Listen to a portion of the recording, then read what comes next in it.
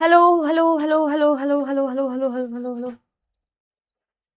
Hello भाई लोग, क्या मेरी आवाज आ रही है या फिर मैं आप लोगों को दिखाई दे रही हूँ? एम आई ऑडिबल और विजिबल?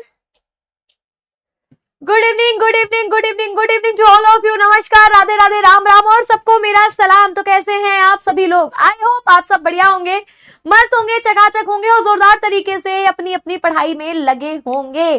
तो फटाफट सारे बच्चे आ जाएं, जल्दी जल्दी सारे बच्चे आ जाएं ताकि हम शुरुआत कर सके अपनी क्लास की। Hello hello hello hello, good evening भाई। सबसे पहले आप सभी को हैप्पी मदर्स डे, मातृ दिवस की हार्दिक शुभकामनाएं, है ना। मम्मियाँ मम्मियाँ होती भाई, आपकी मम्मी लोगों को मेरी तरफ से हैप्पी मदर्स डे। मम्मी लोग आशीर्वाद दे दीजिएगा मेरे को भी, है ना। इतना आशीर्वाद दीजिए कि इन लोगों को इतना अच्छा पढ़ाऊं कि टॉपर बना दूं, ठीक है। तो good evening to all of you. क्या हाल चाल भाई?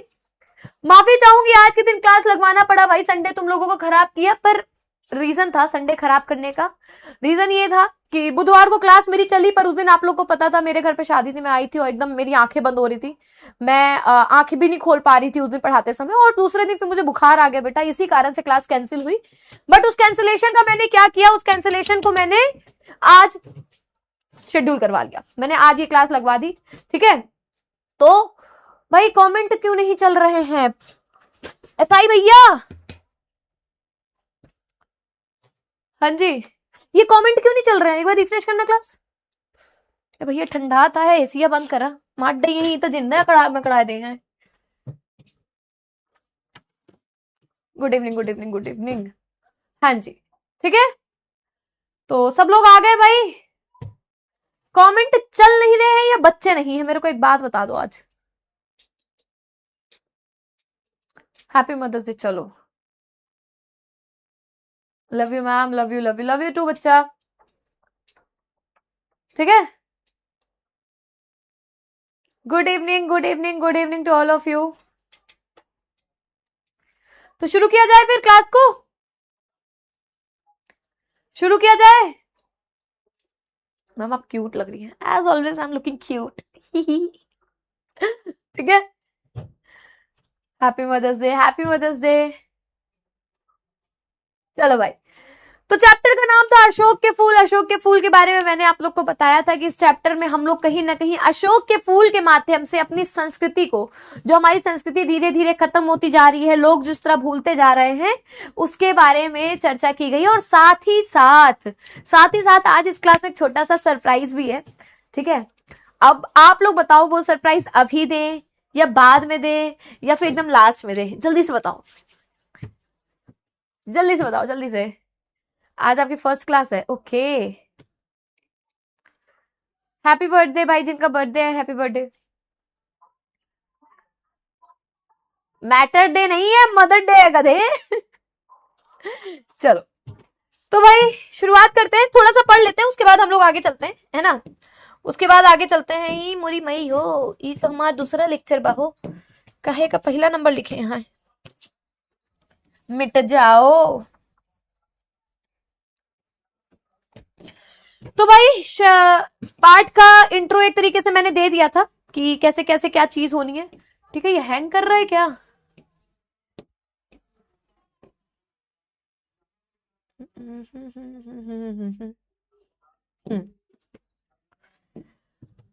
तो लेखक लिखते हैं कि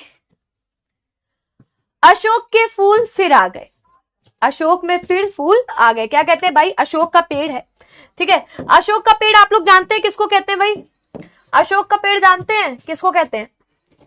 तो पहले वो गलत अशोक का पेड़ बताया जाता है, असली अशोक का पेड़ वो नहीं है, वो दूसरा अशोक का पेड़ है, ठीक है।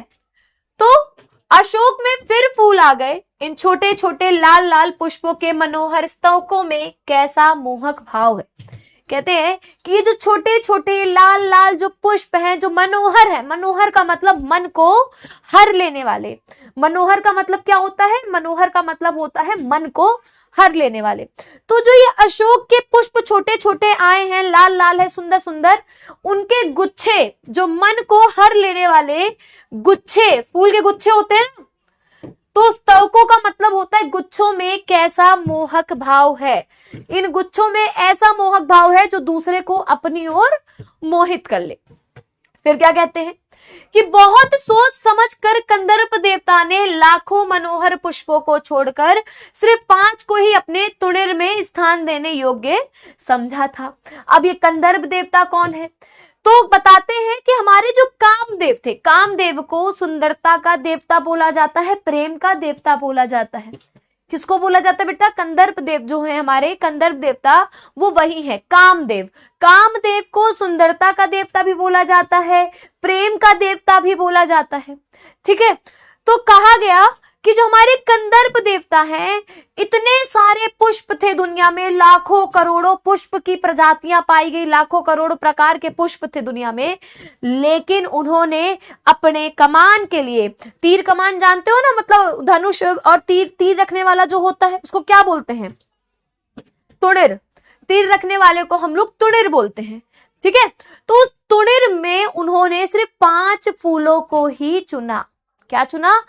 इतने लाखों करोड़ों फूलों में से उन्होंने 5 फूलों को चुना, और उन 5 फूलों में से एक फूल कौन सा था बेटा? अशोक का फूल। किसका फूल था?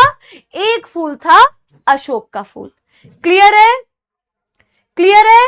तरकश, वेरी गुड दिव्यांशु। हाँ जी, तरकश भी बोलते हैं, तुणिर भी बोलते हैं। ठीक है, चलो। लेकिन पुष्पित अशोक को देखकर मेरा मन उदास हो जाता है। अब लेखक कहते हैं, लेकिन एक बात बताएं, जो पुष्पित अशोक होता है, पुष्पित मतलब खिले हुए फूल जो है, अशोक के फूल जो हैं, उनको देखकर मेरा मन जो है वो उदास हो जाता है। वो क्या हो जाता है? उदास हो जाता है। उसको मतलब देख के ही उनको अजीब सा होने लगता है। इसलिए नहीं कि सुंदर वस्तुओं का हतभाग्य समझने में मुझे कोई विशेष रस मिलता है, इसलिए नहीं कि यदि मैं उस बहुत सी सुंदर सी चीज को देख रहा हूं तो मेरे दिमाग में बहुत सारी चीजें चलने लगी कि ये इतना सुंदर है, ना जाने इसका आगे क्या होगा, भविष्य में ये सही रहेगा, ये खराब हो जाएगा, इसका भविष्य कैसा होने वाला है। मैं ऐसा व्यक्ति नहीं हूं जो किसी का भविष्य निर्धारित करने लगूं। होता है ना, लोग क्या करते हैं, भाई कोई सुंदर लड़की जा रही होती है, कोई सुंदर वस्तु देखते हैं, ये पक्का एमा नजर लग जाई, पक्का ये टूट जाई, पक्का एक कौनो ना कौनो दिक्कत हो जाई, ये बीमार पड़ जाए, नजर बहुत तेज लगती है। तो कहते हैं कि मैं उन लोगों में से नहीं हूं जब सुंदर वस्तुओं को देखकर उनके हतभाग्य के बारे में सोचने लगूं। ठीक है, चलिए आगे। कुछ लोगों को मिलता है भाई, कुछ लोगों को मजा आती है सुंदर चीजों को, अच्छी चीजों को देखकर उनका फ्यूचर सोच लेने के बारे में। ठीक है, जल्दी सोच लेने के बारे में। वे बहुत दूरदर्शी होते। दूरदर्शी मतलब जो दूर का देखते हो, दूरदर्शी का मतलब जो दूर का देखते हो। तो कहते हैं कि ये लोग बहुत ही दूरदर्शी होते हैं। जो भी सामने पड़ गया उसके जीवन के अंतिम मुहूर्त तक का हिसाब वे लगा लेते हैं। ये लोग कैसे होते हैं भाई? जो भी सामने पड़ गया, अगर कोई लड़की जा रही है सुंदर सी, तो ये लोगों की आदत होती है ना, कुछ लोगों की, अरे दैया हो बताई बिटिवा के बारे में, बहन देखे आगे जाए कि या कुछ हो ना करिए, बस मेकअप ही करी, आगे एक जिंदगी में कोई मतलब उसके अंतिम समय तक का सोच के पूरा भविष्य निर्धारित कर देंगे कि भाई ऐसा ऐसा होने वाला है। तो लेखक कहते हैं मैं ऐसा नहीं हूं, मैंने पुष्प के बारे में ऐसा कुछ नहीं सोचा है। प्रभात कॉमेंट।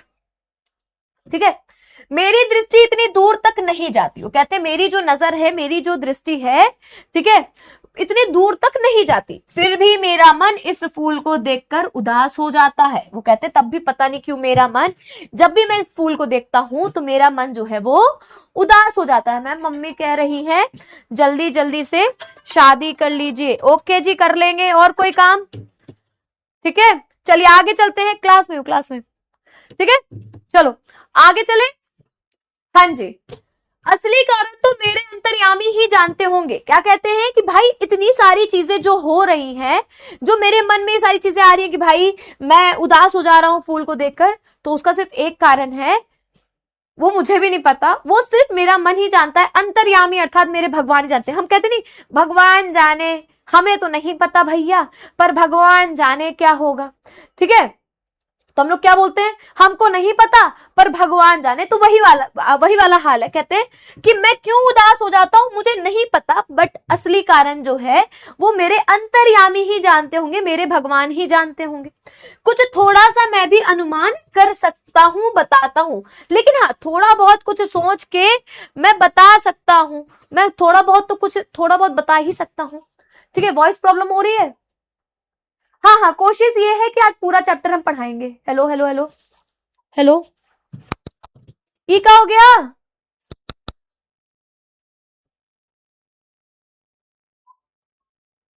चल रही है, ठीक है।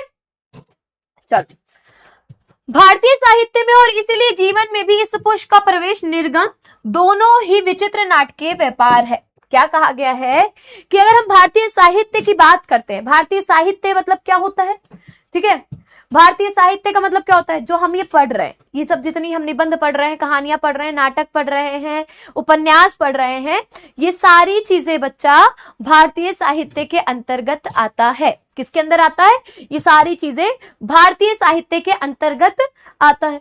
तो भारतीय साहित्य में और इसलिए जीवन में भी, लोगों के जीवन में भी जब ये पुष्प का प्रवेश हुआ था, इस पुष्प का प्रवेश करना और लोगों के जीवन से और भारतीय साहित्य से, ठीक है, भारतीय साहित्य से निकलना, लोगों के जीवन से निकलना बड़ा ही नाटकीय रूप में हुआ था, नाटकीय व्यापार था। मतलब ऐसा इसकी एंट्री हुई और ऐसे झट से निकल गया।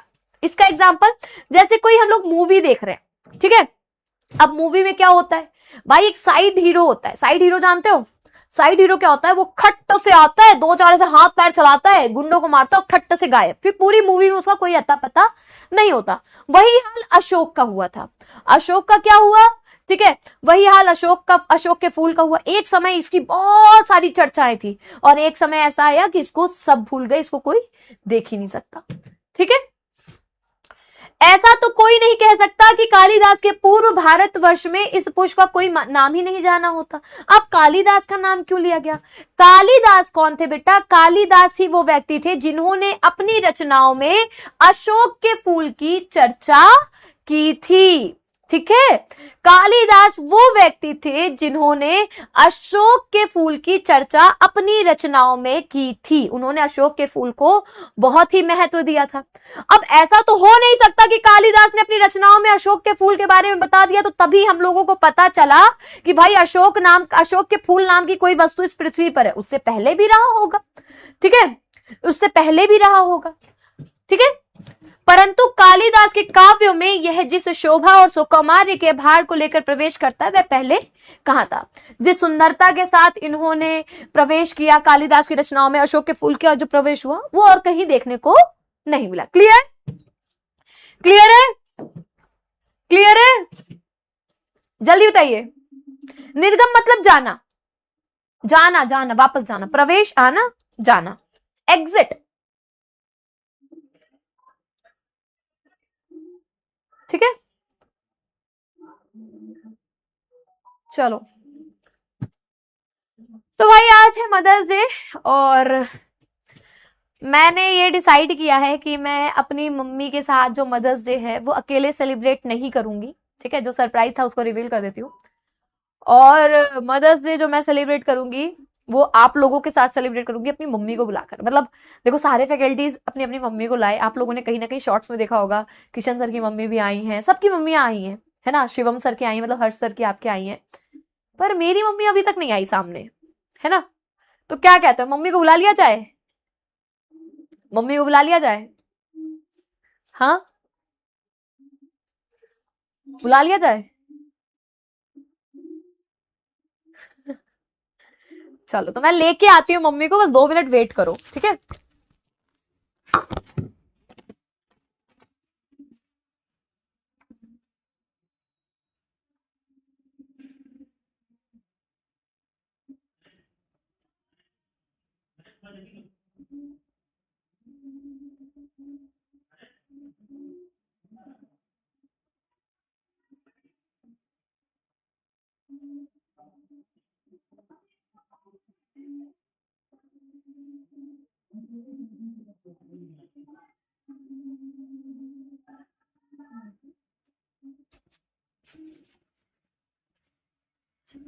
भाई इधर आ जाओ मम्मी, मैं ना अपनी मम्मी को लेके आई हूँ, दिख रही है?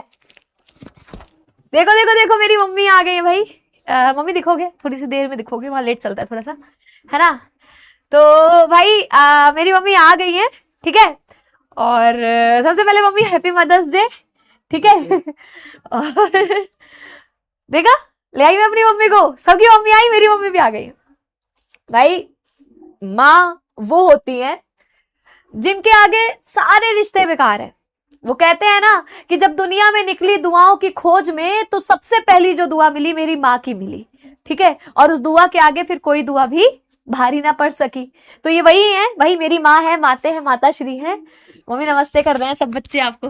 नमस्ते, सबको नमस्ते। तो मम्मी कुछ बच्चों को कहना चाहोगे आप? हाँ, आप सभी बच्चों को मातृ दिवस की हार्दिक शुभकामनाएं। और सब लोग पढ़ लिख के अपनी अपनी माँ को अच्छे से वो करिए कि जो माँ को गर्व हो कि हमारे बच्चे अच्छे से पढ़ाई किए हैं। आपको गर्व हो रहा है? हाँ। भाई तुम लोगों को एक सच्चाई बताऊं, जब मैं स्कूल टाइम पे थी, जैसे अभी तुम लोग 12th में हो, जब मेरा 12th क्लास था, 10th क्लास था, 12th क्लास की बात बताती हूँ, 10th में तो छोटे ही थे।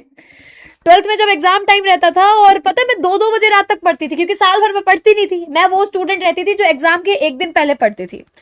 तो 2 बजे रात तक जब मैं पढ़ा करती थी, तो मेरी मम्मी है 2 बजे रात तक मेरे साथ में बैठी रहती थी। भाई इनको नींद ही नहीं आती थी, जब तक मैं पढ़ूंगी, चाहे 2 बज जाए, चाहे 3 बज जाए, चाहे 4 बज जाए, ये जगती रहती थी, जगती रहती थी। इनकी मतलब नींद ही नहीं आती थी। तो वो गाना है ना कि मेरे लिए जागी है तू सारी सारी रतिया, तो यही वाला गाना सही बोला गया है कि हाँ मम्मियां जागती। तो भाई अब सेलिब्रेट करते हैं, मम्मी केक काटते हैं ना, केक मंगाया आपके लिए, ठीक है भाई, ले आओ जल्दी से, केक ले आओ, केक ले आओ। मम्मी नमस्ते बोल रहा है अभी भी लाइन से। मेरी मम्मी क्यूट है ना, प्यारी है ना, लाओ भाई, लाओ लाओ लाओ लाओ। तो आज लाइव क्लास में आप लोगों के सामने है, मैं मम्मी के साथ केक कट करूंगी, ठीक है, लो मम्मी केक कट करो, आप कटो, कटो कटो।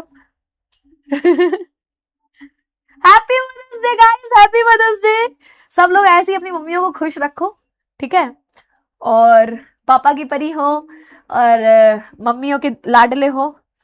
मेरी मम्मी भाई केक नहीं खाती है, तो कोई ये नहीं कहेगा कि मैम ने केक खा लिया, उनकी मम्मी ने नहीं खाया। मेरी मम्मी केक नहीं खाती है। Thank you mummy, love you mummy, love you too. Love you too बोलो, लव यू टू। ठीक है, केक टेस्टी भाई। और किसी को खिलाना है? बुला लो, आ जाओ सब लोग, आ जाओ, सनी आ जाओ, आ जाओ। और कोई भी है? बुला लो, सब बुला लो भाई, मम्मी के हाथ का केक खा लो। ये देखो आज मम्मी सबको केक खिला रही है, ठीक है। मम्मी और खिला दो, अच्छा है मम्मी, थोड़ा सा और। ज्यादा नहीं खाऊंगी। आ जाओ प्रभात, आ जाओ तुम भी, आ जाओ आ जाओ आ जाओ। मम्मी तुम्हारी यहीं पर है? मम्मी मेरी यहाँ पे नहीं, पहले मैं मम्मी को खिला देता हूँ। मम्मी नहीं खाती है अरे केक नहीं खाते। Happy mother's mummy. ठीक है, खा लो खा लो खा लो, इसको इसको ले जाओ भाई, थोड़ा सा मैं और खा लेती हूँ, मेरे को अच्छी लग रही है ना। और बचा के रखना, आ रही हूँ मैं, खा रही हूँ। हाँ फ्रिज में रख दो इसको। तो भाई मम्मी को मैं भेजूंगी, क्योंकि क्लास भी लेनी है, ऑलरेडी बहुत लेट हो गया है ना। भेज दिया जाए माँ के लिए एक गाना। तू इतनी अच्छी है, तू इतनी भोली है, प्यारी प्यारी है, ओ माँ, ओ माँ, ठीक है। चलो भाई मिलते हैं, क्लास भी पढ़ा ले। मम्मी आती हूँ है ना, आप बाहर बैठो, मैं उठा के आती हूँ। वहां बैठ जाओ, टिश्यू पेपर ले लेना। भाई केक टेस्टी था, उनको भी दे दो। चलो आगे कंटिन्यू करते हैं। देखो आज तुम लोगों के साथ मैंने सेलिब्रेट किया है। हाँ, कहीं तो मैंने पेन रख दी, भूल गई मैं। चलो कोई नहीं, ऐसे पढ़ा देते हैं, ठीक है। मैंने पेन कहीं रख दी यार गाइस।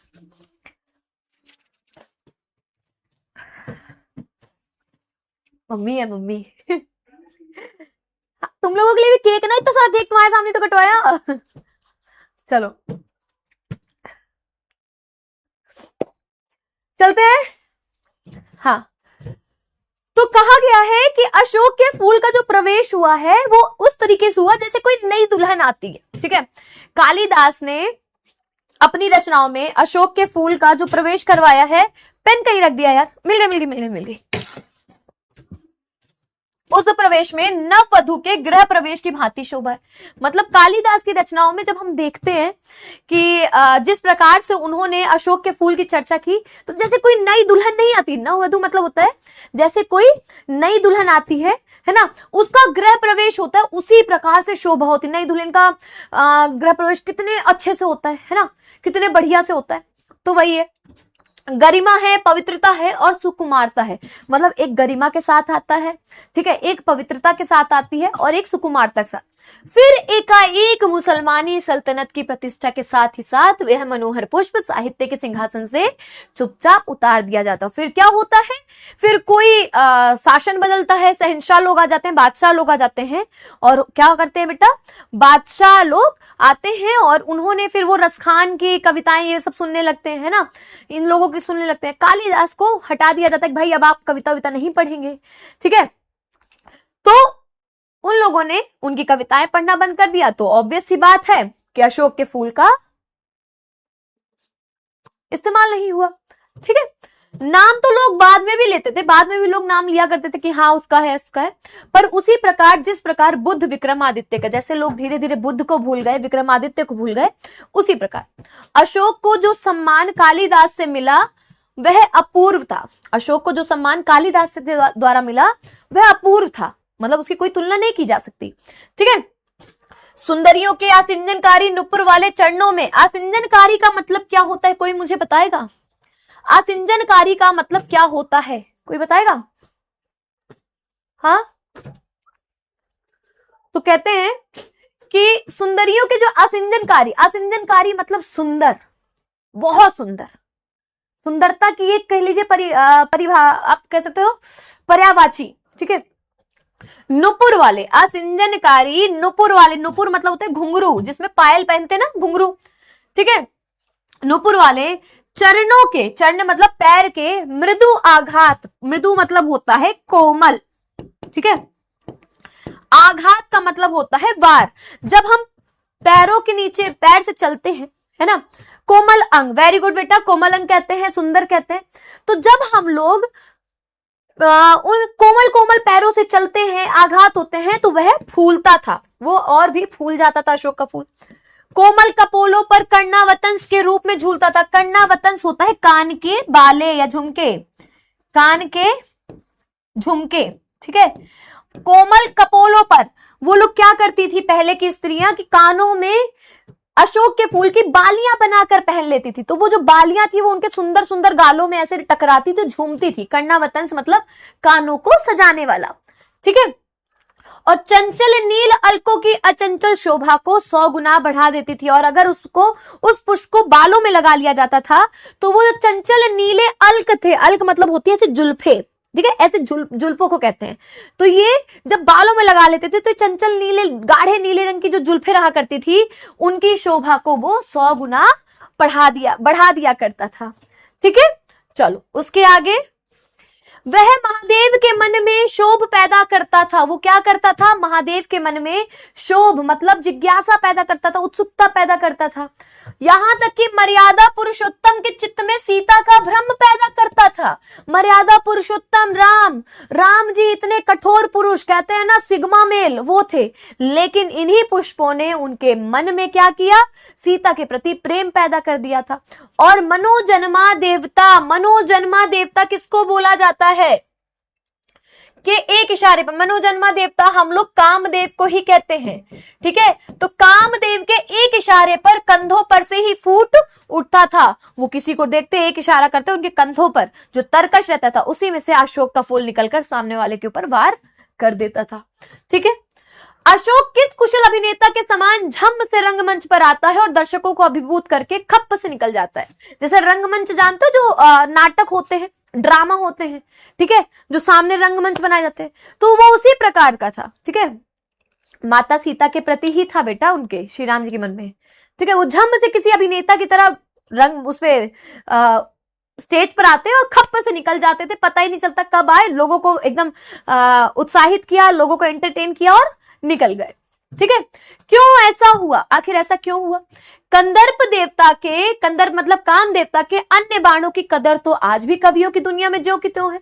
मतलब अगर कामदेव के जितने बाण थे, कितने बाण थे? 5 बाण थे, तो उन 5 बाणों में 4 बाणों की तुलना तो आज भी कवि करते हैं, आज भी उनको जाना जाता है।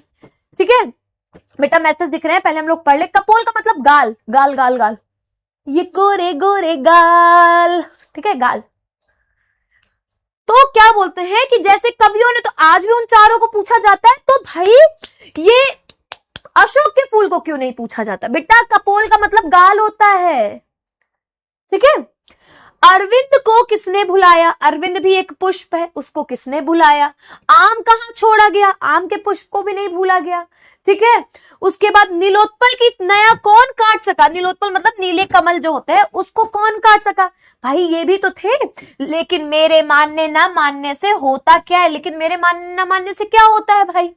ठीक है, ईसवी सन के आरंभ के आसपास अशोक का शानदार पुष्प भारतीय धर्म, साहित्य और शिल्प में अद्भुत महिमा के साथ आया था। जब ईसवी सन स्टार्ट हुआ था, जब हम लोग पहले उल्टा किया करते थे ना, पहले हम लोग उल्टा पढ़ते थे, हम लोग पहले पढ़ते थे 2432, फिर 3233, ऐसे हमारी साल चला करते थे। लेकिन जब ईसवी सन आया, हम लोग 1900 में आ गए, 1901, 1902, 1903। सुकुमारता का मतलब जवान कह सकते हो, सुंदर कह सकते हो, ठीक है। कुमारता, कौमार्य का मतलब होता है जवान, ठीक है। मेरी मम्मी का नाम रोहिणी मिश्रा है, श्रीमती रोहिणी मिश्रा, ठीक है। तो एक अलग ही रूप में वो आया, और उसी समय शताब्दियों के परिचित यक्षों और गंधर्वों ने भारतीय धर्म साधना को एकदम नवीन रूप में बदल दिया था। उसी समय बेटा शताब्दियों के परिचित यक्ष लोग आए, गंधर्व आए, और उन्होंने भारतीय जो धर्म साधन थे उन सब को उन्होंने बदल दिया। पंडितों ने शायद ठीक ही सुझाया है कि गंधर्व और कंदर्प वस्तुतः एक ही शब्द के भिन्न भिन्न उच्चारण है। पंडित जो थे वहां के उस समय के कहते थे कि चाहे गंधर्व कह लो चाहे कंदर्प कह लो, दोनों एक ही देवता का नाम है, ठीक है। चाहे गंधर्व कह लो चाहे कंदर्प कह लो, दोनों एक ही देवता का नाम है, ठीक है। कंदर्प देवता ने यदि अशोक को चुना है, मतलब अगर कामदेव ने अशोक को चुना है, तो यह निश्चित रूप में से एक आर्यत्तर सभ्यता की देन है। आर्यत्तर जो सभ्यता थी उस समय की, उन्हीं की देन है, उन्होंने तभी अशोक के फूल को चुना। इन आर्यत्तर जातियों के उपास्य वरुण थे, कुबेर थे, वज्रपाणी और यक्षपति थे। इनके उपास्य मतलब जिसकी पूजा करते थे, देवता थे, वो इनको मानते थे। आगे क्या कहते हैं भाई? कंदर्प यद्यपि काम देवता का नाम हो गया है, तथापि वह गंधर्व का ही पर्याय है। कंदर्प काम देवता को बोला जाता था, लेकिन वो गंधर्व का ही पर्यायवाची है। शिव से भिड़ने जाकर एक बार यह पिट चुके थे। एक बार क्या हुआ, कामदेव जो थे शिव भगवान से मिलने गए थे और भिड़े और ये पिट गए, ठीक है। मैम पैराग्राफ रह गया। आर्यतर बेटा जाति कह सकते हो, उस समय के जो लोग आए थे, यक्ष, ये लोग आते ना, जो हम लोग जिनकी प्रजाति, हम लोग जिनकी वंशज है। विष्णु से डरते थे और बुद्ध देव से भी टक्कर लेकर लौट आए थे। जो हमारे कामदेव थे, इन लोगों से भिड़कर आए थे। लेकिन कंदर्प देवता हार मानने वाले जीव ना थे भाई, ये भी इंद्र की तरह जिद्दी थे। हम हार नहीं मानने वाले। पैराग्राफ रह गया है, कोई नहीं बेटा, मैं नेक्स्ट क्लास में कर लूंगी, अभी इसको पढ़ लेते हैं, ठीक है। बार बार हारने पर भी वह झुके नहीं, नए नए अस्त्रों का प्रयोग करते रहे। बार बार हारते हुए भी झुके नहीं, नए नए अस्त्रों का प्रयोग करते रहे। अशोक शायद अंतिम अस्त्र था, अशोक का फूल उनके लिए अंतिम अस्त्र था। बौद्ध धर्म को इस नए अस्त्र ने उन्होंने घायल कर दिया। बौद्ध धर्म क्या सिखाता है? बौद्ध धर्म क्या सिखाता है बेटा? बौद्ध धर्म का मतलब होता है जहां हम लोग संन्यास ले ले। क्यों? गौतम बुद्ध ने घर त्यागा था ना, अपने बच्चे को त्यागा था, अपनी पत्नी को त्यागा था। लेकिन बौद्ध धर्म के जो लोग थे, उनके जो शिष्य थे, वो भी बच ना सके। उन्होंने, कामदेव ने उनका भी काम निपटा दिया था। ऐसा बाण चलाया कि उन्होंने सन्यास छोड़ स्त्री का पीछा पकड़ लिया था, ठीक है। ये एक अलग कहानी है, किसी दिन फुर्सत में सुनाऊंगी, ठीक है। घायल कर दिया, शैव मार्ग को अभिभूत कर दिया था और शाक्त साधन को झुका दिया। जो शाक्त साधन था, साधना थी, मतलब मजबूत साधना थी कि हम इधर उधर नहीं भटकेंगे, वो झुका दी। वज्रयान इसका सबूत है, वज्रयान किया गया था, इसका सबूत है। कौल साधना इसका प्रमाण है, जो कौल साधना हुई थी इसका प्रमाण है। और कापालिक मत इसका गवाह है। ये वो लोग थे जिन्होंने इसकी गवाही दी, ठीक है। आगे रविंद्रनाथ ने इस भारतवर्ष को महामानव समुद्र कहा है। Most important paragraph of this chapter बेटा, ये हमेशा एग्जाम में पूछा जाता है।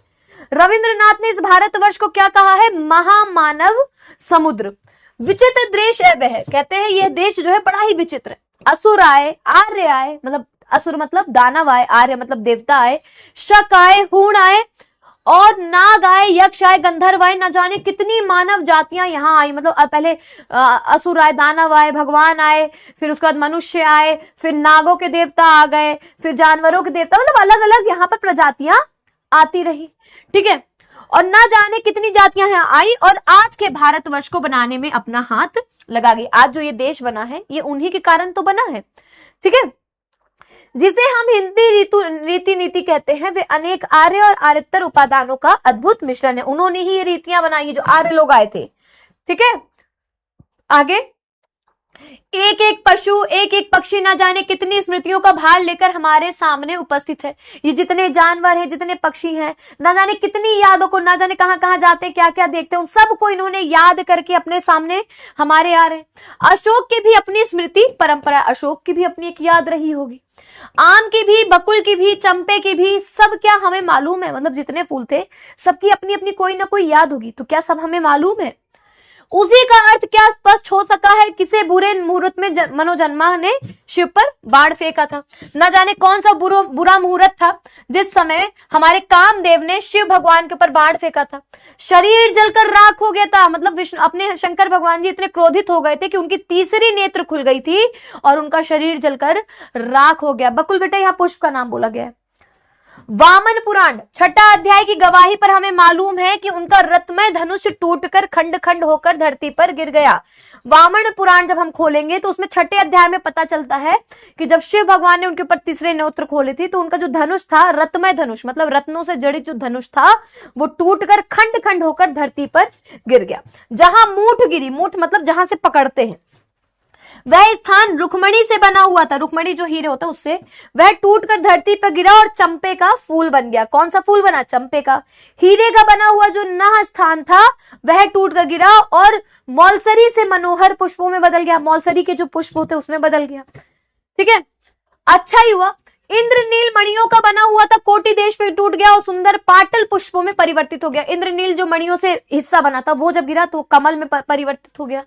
यह भी बुरा नहीं हुआ, लेकिन सबसे सुंदर बात यह हुई कि चंद्रकांत मणियों का बना हुआ मध्य देश टूटकर चमेली बन गया और विद्रुम की बनी निमंतर कोटि बेला बन गई। स्वर्ग को जीतने वाला कठोर धनुष जो धरती पर गिरा तो कोमल फूलों में बदल गया। ठीक है, तो ये जहां जहां उनके धनुष के टुकड़े गिरे वहां वहां वो फूल उगिया।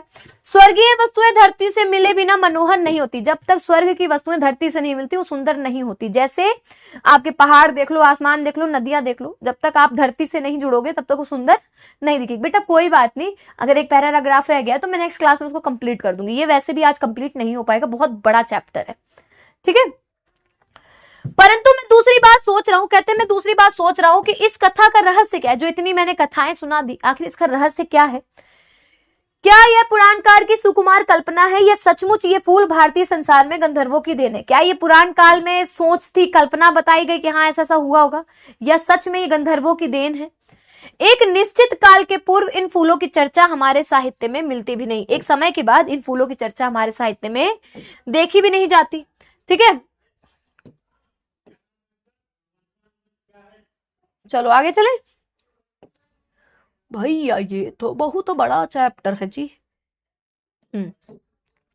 सोम तो निश्चित रूप में गंधर्वों से खरीदा जाता था। सोम मतलब होता है अमृत। अमृत को तो निश्चित ही गंधर्वों से खरीदा जाता था। ठीक है, ब्राह्मण ग्रंथों में यज्ञ की विधि में यह विधान सुरक्षित रह गया। ये फूल भी क्या उन्हीं से मिले? क्या फूल भी उन्हीं से मिले हैं? ठीक है, कुछ बातें तो मेरे मस्तिष्क में बिना सोचे ही उपस्थित हो रही है। कहते हैं कुछ बातें तो ऐसी चल रही हैं बिना सोचे मेरे दिमाग में चल रहा है कि चल क्या रहा है आखिर। ठीक है, यक्षों और गंधर्वों के देवता कुबेर, सोम, अप्सराएं यद्यपि बाद के ब्राह्मण ग्रंथों में भी स्वीकृत है, यद्यपि पुराने साहित्य में भी आप देवता के रूप में ही मिलते हैं। बहुत साहित्य में तो बुद्ध देव को यह कई बार बाधा देते हुए बताए गए हैं। महाभारत में ऐसी अनेक कथाएं आती जिसमें संतानार्थिनी स्त्रियां वृक्षों के अपदेवता यक्षों के पास संतान कामनी होकर जाया करती है। मतलब इन देवताओं की चर्चाएं हर पुस्तक में की गई है, बौद्ध ग्रंथ में की गई है और गंधर्वों ब्राह्मण ग्रंथों में की गई है। और यहां तक कि महाभारत में भी जिन स्त्रियों के बच्चे नहीं थे, गंधर्व बेटा कंदर्प मतलब कामदेव को ही बोला गया। ठीक है, तो जो बच्चे, जिन स्त्रियों के बच्चे तक नहीं हो रहे थे महाभारत में ये बताया गया कि ये यक्ष देवता की पूजा करते हुए उसमें लिखा गया कि यक्ष देवता की लोग पूजा करते थे। ठीक है, यक्ष और यक्षिणी साधारणता विलासी और उर्वरता जनक देवता माने जाते हैं। यक्ष और यक्षिणी को बच्चा प्रदान करने वाले देवता माने जाते थे कि इनकी पूजा करने पर बच्चे पैदा होते थे। ठीक है, कुबेर तो अक्षय निधि के अधीश्वर माने जाते। कुबेर को भाई मनी मतलब आपको पैसा जो दे, दौलत दे, उनके देवता माने जाते थे। यक्ष्मा नामक रोग के साथ ही इन दोनों का संबंध माना जाता है। यक्ष्मा नामक एक रोग है जिससे इनका संबंध मानते हैं।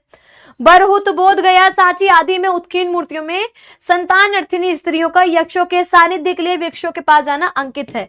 जब हम लोग बरहुत की गुफाएं देखेंगे, बोध गया देखेंगे, सांची देखेंगे, वहां जो मूर्तियां बनी हैं उसमें हम क्या देखेंगे कि उसमें भी कई ऐसी मूर्तियां बनी हैं जिसमें बिना संतान वाली जो स्त्रियां हैं किसी वृक्ष के आगे पूजा कर रही हैं। इन वृक्षों के पास अंकित मूर्तियों की स्त्रियां प्राय नग्न है। जो इन वृक्षों के पास स्त्रियां बनी है वो नग्न है, नग्न अवस्था में है। केवल कटी देश में एक चौड़ी मेखला पहने हुए, कटी देश मतलब कमर के पास उन्होंने एक चौड़ा कलर का मेखला मतलब वस्त्र पहना हुआ है। ठीक है, बाकी वो नग्न अवस्था में स्त्रियां बनी है। अशोक इन वृक्षों में सर्वाधिक रहस्य में, उसी में एक अशोक का वृक्ष बना हुआ है जिसके सामने वो पूजा कर रही है। ठीक है, सुंदरियों के चरण ताड़न से उसमें दोहत का संचार होता है और परवर्ती धर्म ग्रंथों में यह भी पता चलता है कि चैत्र शुक्ल अष्टमी के व्रत करने और अशोक की 8 पत्तियों के भक्षण से स्त्री की संतान कामना पल्लवित होती है। उसमें साफ पता चल रहा है अशोक की पूजा करते हुए। साथ ही साथ एक ग्रंथ है उसमें यह बताया गया है कि चैत्र शुक्ल की अष्टमी को पूजा की जाती है और अशोक की 8 पत्तियां खाने से संतान कामना परिपूर्ण होती है। अशोक कल्प में बताया गया, अशोक कल्प जो किताब है इसकी बताया गया है कि अशोक के फूल 2 प्रकार के होते हैं, सफेद और लाल। अब बताया गया भाई अशोक के फूल कितने प्रकार के होते हैं? अशोक के फूल 2 प्रकार के होते हैं, एक होता है सफेद, एक होता है लाल। सफेद तो तांत्रिक क्रियाओं में सिद्धिप्रद समझकर व्रत होता है, मतलब सफेद फूल का प्रयोग किसमें होता है? तांत्रिक क्रियाओं में, जो तंत्र मंत्र वाला, जोग टोटना वाला होता है ना, कि रूठा हुआ प्रेमी मंगाए ना, रूठे हुए प्रेमी को मनाएं, भागी हुई पत्नी को वापस बुलाएं, सास को मजा चखाएं, प्रेमी को वश में करें, घर वालों के लिए लव मैरिज के लिए मनाएं। ठीक है, और जो होता है क्या क्या होता है भाई, सास को ऊपर पहुंचाएं और माँ को शादी के लिए मनाएं और सौतन को जेल भिजवाएं, सौतन की ऐसी की तैसी करवाएं, मतलब जो भी होता है ये उसी के लिए काम आता है जो आपके तांत्रिक क्रियाओं के लिए होता है। ठीक है, और लाल जो होता है स्मरण वर्धक होता है। स्मरण वर्धक मतलब जो दिमाग को तेज करे। इन सारी बातों का रहस्य क्या है किसी को नहीं पता। मेरा मन प्राचीन काल के कुंजटिक काच्छन आकाश में दूर तक उड़ना चाहता है, हाय पंख कहाँ है। कुंजटिक काच्छन का मतलब क्या होता है कमेंट में आप लोग बताइए, बाकी हम तो बताएंगे। मैम बिना कपड़ों का मतलब, हाँ नग्न का मतलब बिना कपड़ों का। ठीक है, चलो, हाय पंख कहाँ है। वह मुझे प्राचीन युग की बात मालूम होती है। कहते हैं कि मुझे तो प्राचीन, यहीं तक पढ़ाते हैं, इसके बाद नेक्स्ट क्लास में करते हैं। ठीक है, ज्यादा नहीं बचा है, कितने पेजेस बचे हैं? 23 हो गए, 39 है, तो 7 और 9, 9 और 7 कितने हो गए भाई? 16 पेजेस का हम लोग नेक्स्ट क्लास में करते हैं। ठीक है, 16 पेजेस हम लोग नेक्स्ट क्लास में पढ़ के क्वेश्चन आंसर कर लेंगे कंप्लीट। क्लियर? काहे संडे बर्बाद करे तुम लोगों का हम। अधीनता का मतलब क्या होता है? किसी के अधीन रहना। ठीक है, नग्न मतलब बिना वस्त्र के। नाम अशोक के फूल अभी विद्यार्थी पर उपलब्ध, बिल्कुल उपलब्ध है। अशोक के पेड़ होंगे तो फूल भी होंगे। निगम का मतलब जाना मैम, सानिध्य, किसी का सानिध्य करना, किसी को पकड़, मतलब एक तरीके से उसके बारे में जानना, उसको प्रेजेंट करना।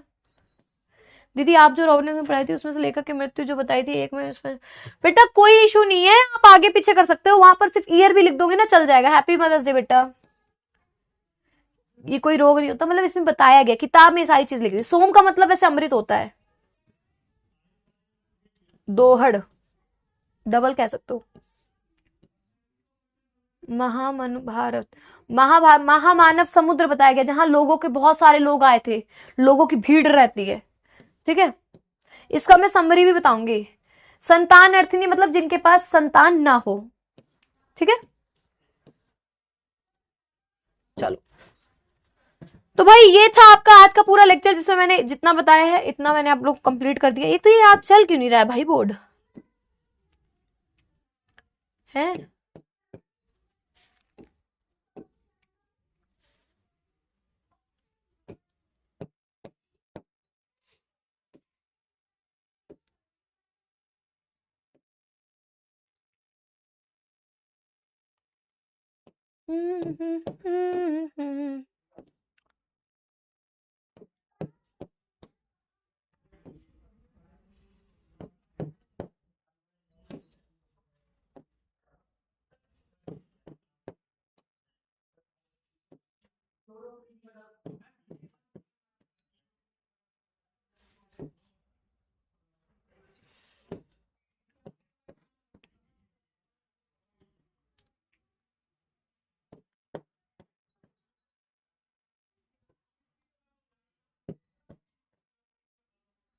ठीक है भाई, होमवर्क ले लो, कठिन शब्दों का अर्थ लिख के आना है, ठीक है।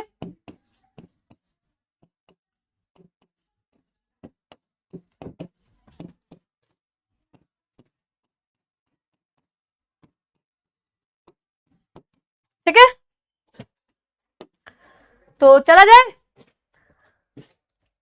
हाँ जी,